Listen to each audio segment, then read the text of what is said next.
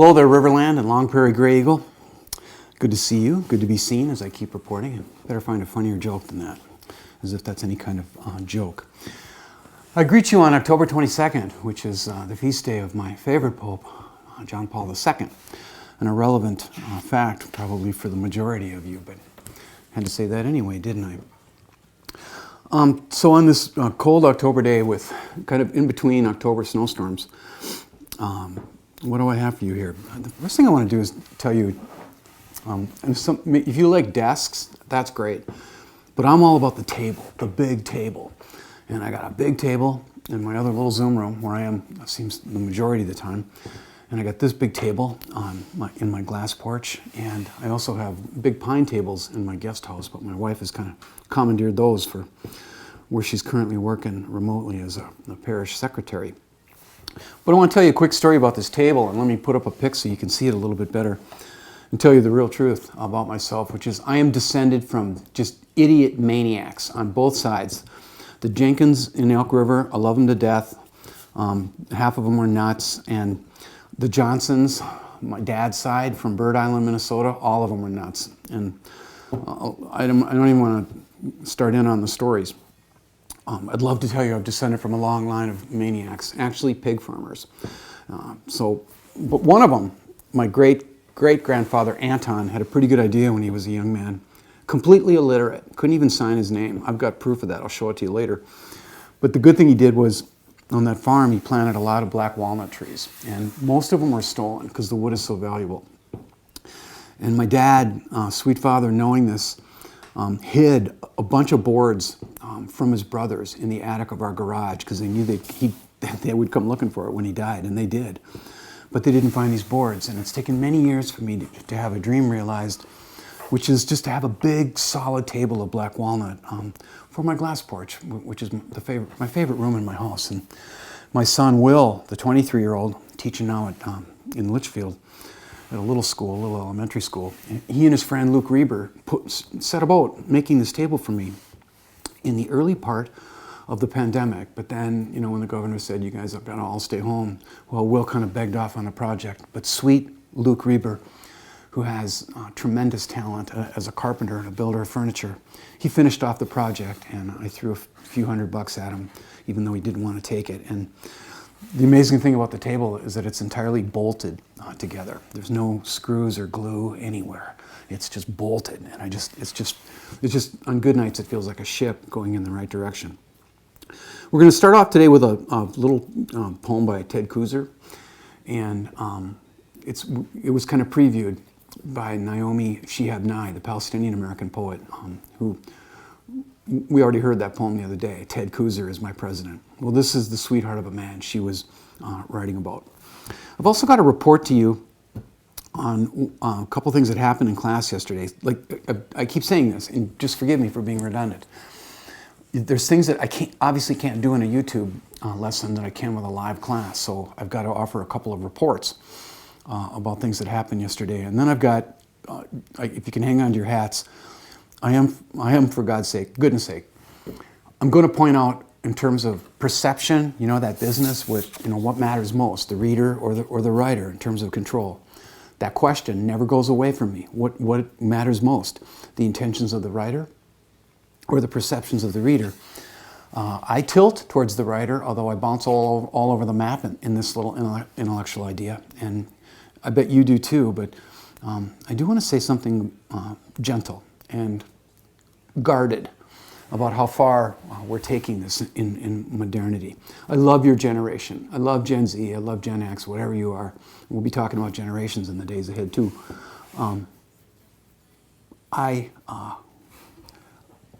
As much as I love you, there's a big problem that I'm going to point out today. To me, just to me. That's not something I've read in a book. It's just sort of a Jeff Johnson theory.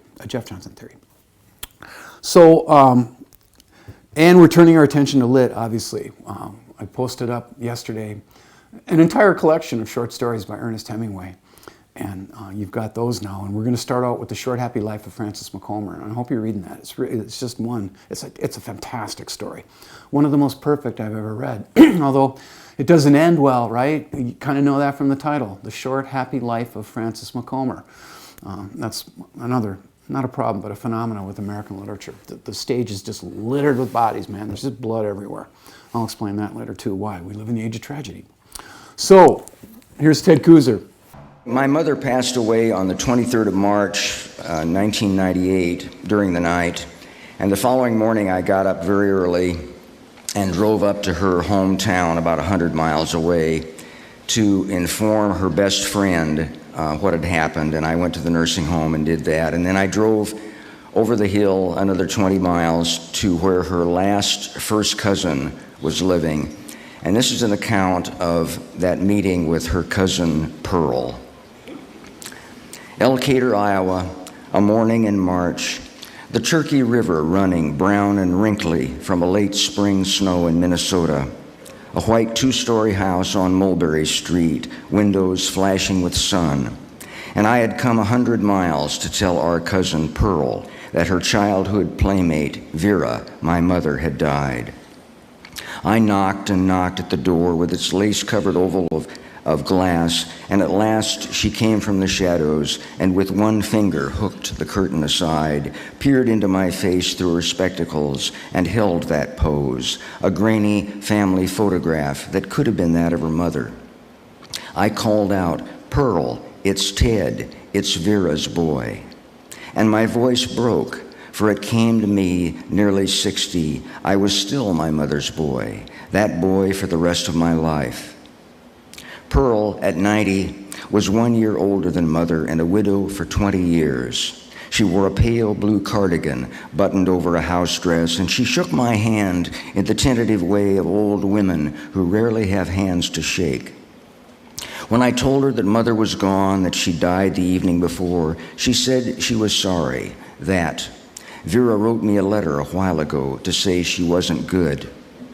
We went to the kitchen and I sat at the table while she heated a pan of water and made us cups of instant coffee. She told me of a time when the two of them were girls and crawled out onto the porch roof to spy on my Aunt Mabel and a suitor who were swinging below. We got so excited we had to pee. And we couldn't wait and peed right there on the roof. And it trickled down over the edge and dripped in the bushes, but Mabel and that fella never heard. We took our cups into her living room where stripes from the drawn blinds draped over the World's Fair satin pillows. She took the couch and I took a chair across from her. "I've had some trouble with health myself," she said, taking off her glasses and wiping them. And I said she looked good, though. And she said, "I've started seeing people who aren't here. I know they're not real, but I see them the same. They come in the house and sit around and never say a word. They keep their heads down or cover their faces with cloths. I'm not afraid, but I don't know what they want of me. You won't be able to see, but one's right there on the staircase where the light falls through that window, a man in a light gray outfit." I turned to look at the landing, where a patch of light fell over the carpeted steps. Sometimes I think that my Max is with them. One seems to know his way around the house. What bothers me, Ted, is that they've started to write out lists of everything I own. They go from room to room, 3 or 4 at a time, picking up things and putting them back. I've talked to Wilson, the chiropractor, and he just says that maybe it's time for me to go to the nursing home. I asked her what a regular doctor said, and she said she didn't go there anymore, that he's not much good. "But surely there's medicine," I said, and she said maybe so. And then there was a pause that filled the room. After a while, we began to talk again of other things, and there were some stories we laughed a little over, and I wept a little. And then it was time for me to go to drive the long miles back, and she slowly walked me to the door and took my hand again, our warm, bony hands among the light hands of the shadows that reached to touch us but drew back. And I cleared my throat and said I hoped she'd take care of herself and think about seeing a real medical doctor. And she said she'd give some thought to that. And I took my hand from hers and waved goodbye, and the door closed. And behind the lace, the others stepped out of the stripes of light and resumed their inventory, touching the spoon I used and subtracting it from the sum of the spoons in the kitchen drawer. Thank you.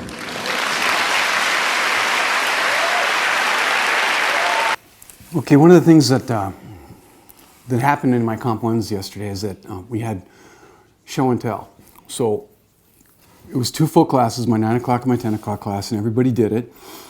And I had a couple of things in mind, which is, of course, is impossible here, but I wanted them to have an opportunity to speak in public. And that's what's kind of weird about Zoom. You know, in like before life, as my friend calls it, we still have it. We have public space, right? And we have private space, and something that might matter to some of you, for me, sacred space.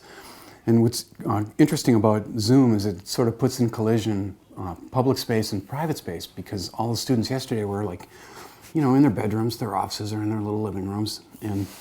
But they still had an opportunity to speak in public and do something that school really doesn't give you enough opportunity to do, right? You get an utterance out in a regular class if you're in a classroom. You can raise your hand and say, I think this, or I think that.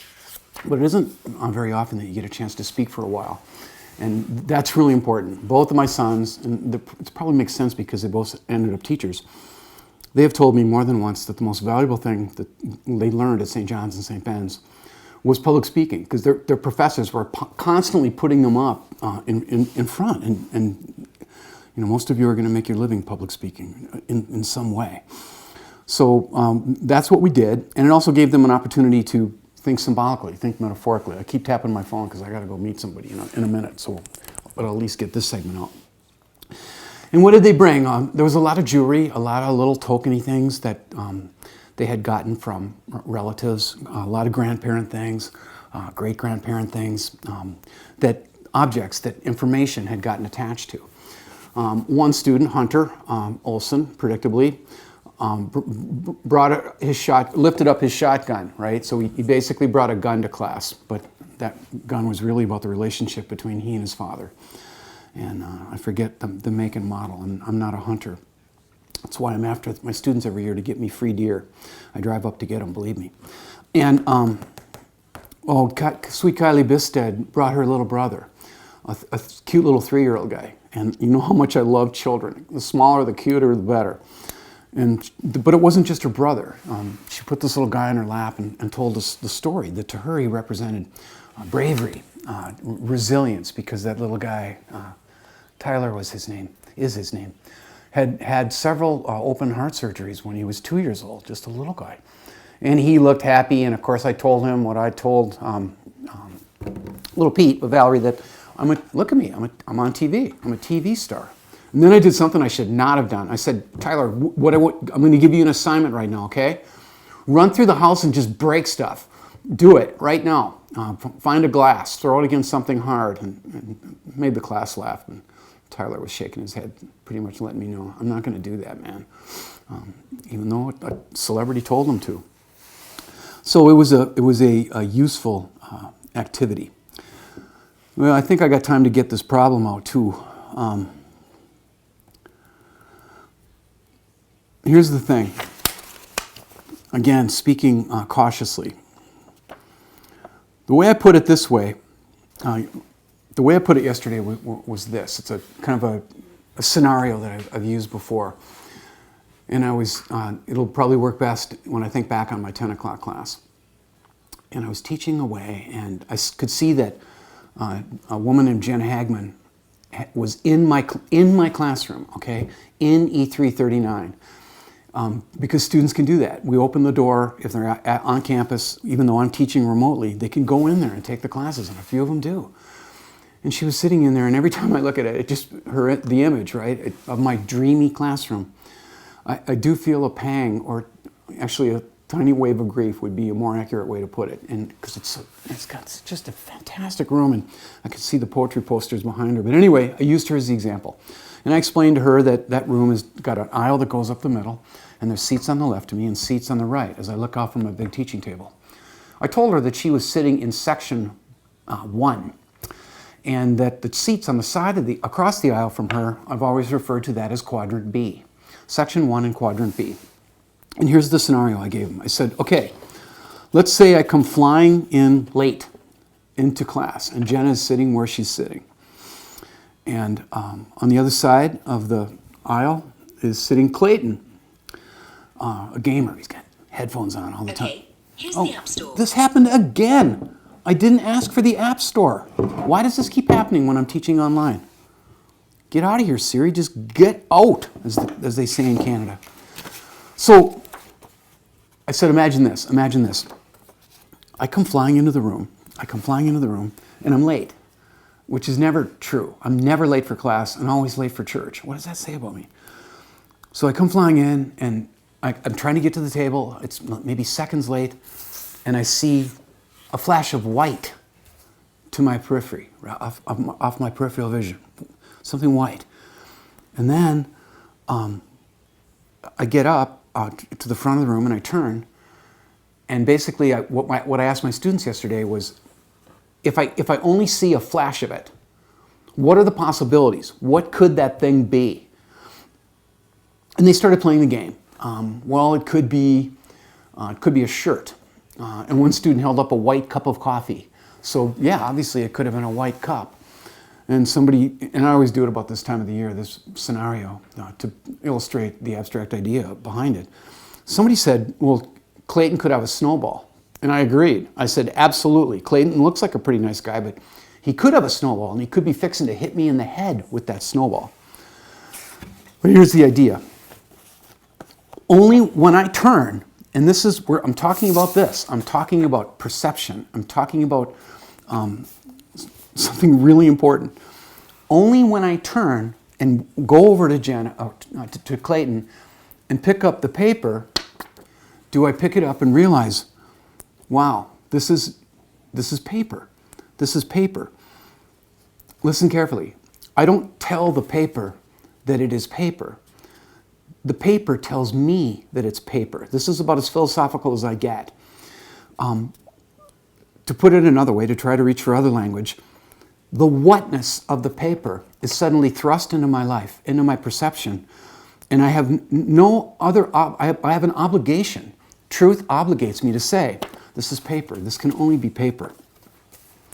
So, still reaching for a way to put it, the reality of the object imposes itself on me. You can't impose the reality of a thing upon a thing. Whether you're reading a story or a poem or walking down the street or watching a movie, the reality of the world imposes itself on us. The reality of the object imposes itself on us. I do not impose the reality of the thing upon the object. And now I know this might be getting kind of fuzzy for you, but I'm just saying as gently as I can, your perceptions have a kind of importance. The way you see the world, the way you come to understand things. But those perceptions are nothing compared to the truth, the real truth. And I mean a capital T truth too. And to repeat the idea, and again being very cautiously, you can take this idea and just take it or leave it. Everything in this class is take it or leave it. But as much as I love your generation, I do have to say, gently and clearly, that very quickly, in just the last few years of my life, my adult life, I have observed that the whole world wants to tell the thing what it is in terms of perceptions. Sky is now ground, evil's now good, and vice versa. And I'm saying this as carefully as I can. When you pick up an apple, you're holding an apple, okay? But I love you guys, but your crew, country by country, world round, now, in recent years, wants to pick up the apple and say, you know what? You're an orange. And because I say you're an orange, apple, you are an orange. You didn't change reality when you did that. The apple remains the apple, and you are wrong. So, got a couple other things I want to talk about, but I got to go meet with my priest about something. So, I'll be back, and the light will be dimmer then. And I know that you'll be okay with that. All right, I just predicted predicted correctly that I'd come back and there'd be a little bit of light left, however dimly, to finish our time together today. A little briefer lesson today because we couldn't do the show and tell thing, but I would like end with a couple of comments. We are going to be turning our attention to some of the greatest writers our country has ever produced, and I don't care how unfashionable they are, or unfashionable I might be to still be talking about Ernest Hemingway, F. Scott Fitzgerald, Thornton Wilder, and the great William Faulkner. We had a time in this country where we really produced some unbelievable writers. And I'm going to end with a story that I told just my classical mythology class yesterday, and I hope it'll serve a couple of purposes. Quick background. I have a student named Katie, who is the mother of a child in my mythology lecture who is autistic. And I've got another mother in there who I've been corresponding with, and I won't say her name. Katie said that I could say her name out loud, and in class she was clear about that. I won't say the name of the other mom who also has a child that has, some issues, and that can happen. The world is full of all kinds of different human beings, and I also want to tell the story for a different purpose. In the pandemic, and a lot of you are PSCO students, and everybody's feeling ripped off, right? Everybody's feeling, excuse me, it's a human thing to feel, denied the way things were in our old life. And for high school students in particular, that can mean the loss of, I don't know what's going on down there. Are you guys hybrid? Are you online? Is it everything normal? Probably not. And the ordinary things, going to football games, going to homecoming, going to prom, the holidays. What's Thanksgiving going to mean this year? What's Christmas going to mean? And here's what I want to put before you before I tell you this story. Our culture is so powerful. It possibly has convinced you that like one of the greatest moments of your life will be homecoming, right? It's not true. Yes, we have big days in our life, and getting married for me was a big day. The birth of my two sons, definitely big moments. But I want to put before you the possibility that the greatest moments in your life will actually will occur. You will inhabit them. Not in the moment you think, but in the in-between moments, right? And there's a poem here by Jack Gilbert, and it's perfectly about that, and I should try to find it, maybe for next time. Jack Gilbert has a poem about that the most extraordinary moments in your life happen when you least expect, at a time when you least expect. And I want to very quickly tell you a story to honor my autistic moms and anyone who thinks that that the big moments are going to be just the big moments. It ain't so. I want to tell you the greatest moment of my teaching life. The greatest, the end of the line, in 34 years of teaching. And I'll try to tell it quickly. It involves a student named Ruffin White. Ruffin was my student a long time ago. And before he was a student, he was a boarding student from Iowa at my old high school. And his mother brought him to my office at the beginning of the school year when he was a ninth grader. And I didn't teach ninth graders. And I could tell that he was, a different cat. He was wired differently. His face wasn't very expressive, but I felt an intelligence immediately from him.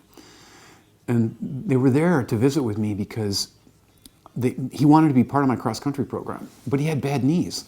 So for a split second, I sat there thinking, how is this going to work? If you can't run, how can you be on my team? I was the worst cross-country coach for 19 years in the state of Minnesota. Maybe I've already mentioned this. Instead of, Addison Hillman. I didn't know what I was doing. I was just an idiot. Even though I got to the state tournament once, it was like a miracle. I'd show up with my cardigan and my sports coats, and all the other coaches for the meetings would have like these full-on suits, I loved running. I run still. I'm getting a treadmill this week. Been running for 42 years. But during the meets, I would just yell, "Run faster," at my runners. And at opposing runners, I just yelled endless Shakespearean insults. "You simpering, ungrateful, hag-born whelp," which, really confused them. But pretty quickly I found out that Ruffin could ride a bike. And I figured out too that he was into gadgets, man. He had walkie-talkies with him. So quickly I created a job for him. Job description. I made him the bicycle guardian, okay? And his job was the teams would meet, and I'd tell everybody where to go, and I'd go in my office and do schoolwork. And Ruffin would ride with the runners and look after them. And he would call and it would squawk and he'd give me reports like, there was a day where Tom Johannes was fixing to pee on an electric fence and I had to drive out there and make that not happen. Don't do that, boys. And on and on and on. So the following year, he's my student. And that year, his mother let me know a little bit about him, that he was autistic. And she told me that year, if he ever smiles, email me. If he ever laughs, I want you to call me. And I said, okay, deal. Now years later, it wasn't until after Ruffin was out of that high school, I hosted an American poet named Jory Graham. The connection there is that Jory Graham was good friends with Ruffin White's mom, Mary Jean White. And she told me that when Ruffin was a baby, a tiny child, doctors told her that she would need millions of dollars because her son was so drastically autistic that he would need to be in an institution for like forever.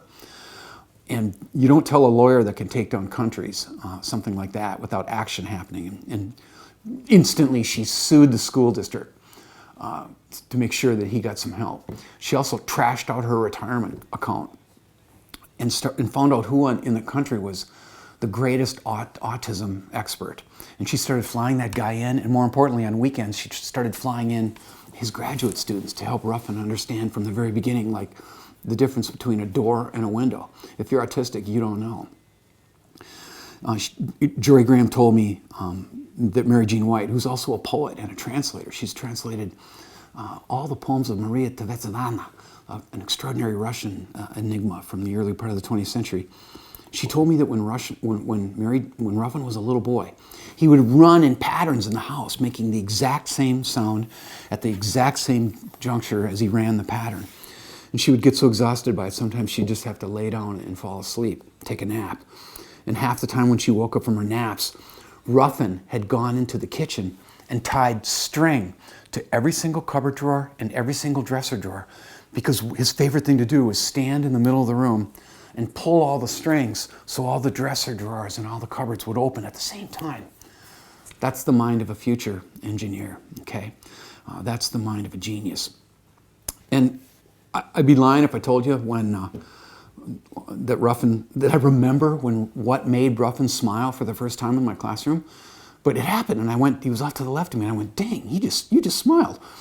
I stopped class right then. I said, I'll be back in a minute. I ran and emailed his mother. And a little while later in that school year came the greatest moment of my entire teaching career. This is it, you guys. Not introducing Billy Collins, not running Verse Like Water, not winning CLC Teacher of the Year. That plaque in my office means nothing to me compared to this moment. In 34 years, nothing topped this. There was a day where the only Jewish kid in the school, sweet Max Lieberman, came up to me and said, hey, would you teach a class in a banana suit this afternoon? I said, hell yeah, go get it. Install it on me right now. And I taught all afternoon wearing a banana suit. It was on me, installed on me so thoroughly I forgot it was there. And when I went to my office, wearing the banana suit, my entourage was waiting for me there. And I hit the doorway, and Ruffin was sitting at his computer, his laptop. And when he looked up and saw me in the banana suit, he burst out laughing. And I just went, wow, it happened. And I didn't have a cell phone back then, but I waited till the office was clear. And I called his mother in Iowa, and I said, Ruffin laughed today. And he's been laughing and smiling ever since. He's a PhD in robotics. He speaks fluent German. He travels all over the country. I'm afraid of robots, but Ruffin, one of my many thousands and thousands of students, is an expert on them. Thanks for listening to that story. And I'll get one more video lesson up if it kills me. It is 6:22. I can make this video in about half an hour, edit-wise, and then I'll get over to St. John's. You should have it by 7:30. Love you guys. Stay safe.